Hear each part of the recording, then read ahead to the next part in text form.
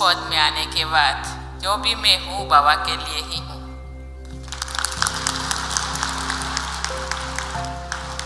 मैं कोई ज्ञान सुनाने नहीं आई।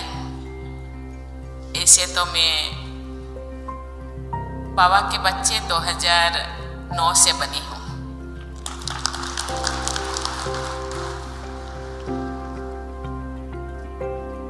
मेरा सौभाग्य मैं था उससे पहले बनने के लिए।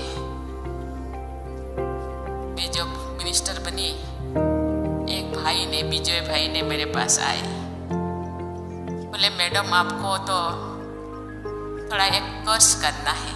मैं उससे पहले ही भी मैं जानती थी ब्रह्मा कुमारीज के बारे में, क्योंकि मेरे छोटा सा शहर में मैं जहाँ रहती हूँ वहाँ भी एक सेंटर है। वहाँ के भाई बहन मिलने के लिए आते थे, मैं भी जाती थी, लेकिन इतना मैं ध्यान नहीं देती।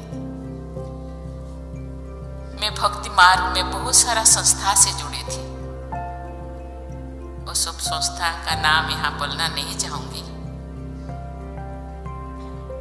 मैंने सोचा कोई भी संस्था में जुड़ने के बाद आधा अधूरा छोड़ना ठीक नहीं है। शायद मैं टाइम नहीं दे पाऊंगी, लेकिन जिंदगी में आगे बढ़ते बढ़ते उस टाइम मुझे जो विजय भाई ने बोले कि मैं बोली कि मेरे पास टाइम नहीं है, मैं शायद टाइम नहीं दे पाऊंगी। लेकिन जिंदगी में आगे बढ़ते बढ़ते इतना आंधी तूफान सुनामी मेरे जिंदगी में जब आए, तो मैंने सोचा कि मुझे ऐसा एक शेल्टर चाहिए जो आधा अधूरा ना हो। जो संस्था के साथ मैं जुड़ी थी, मुझे वहाँ जाती तो थी, लेकिन इतना सेटिस्फेक्शन नहीं मिलता था जो मुझे चाहिए था। जो मैं खोजती थी, मुझे ये चाहिए, वो नहीं मिलता था। तो सुनामी और इतना जो आंधी तूफान के टाइम पे मुझे कोर्स करवाया गया, लेकिन मैं तो सुनती थी, लेकिन कुछ भी मुझे ध्यान में ही नहीं आता था, क्योंकि इस कान में मैं सुनती थी, इस कान में मैं निकाल देती थी। आंखों से गंगा जमुना बहता था,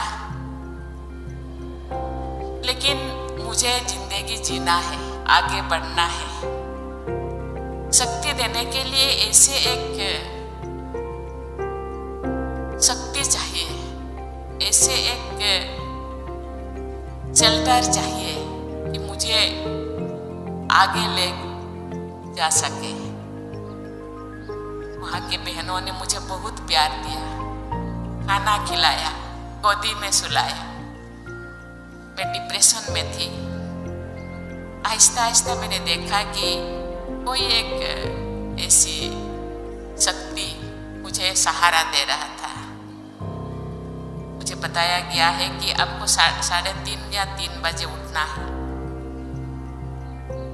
मोबाइल में आपको अलार्म देना है, लेकिन मुझे मोबाइल अलार्म मुझे अच्छा नहीं लगता था, क्योंकि मुझे इरिटेट फील होता था।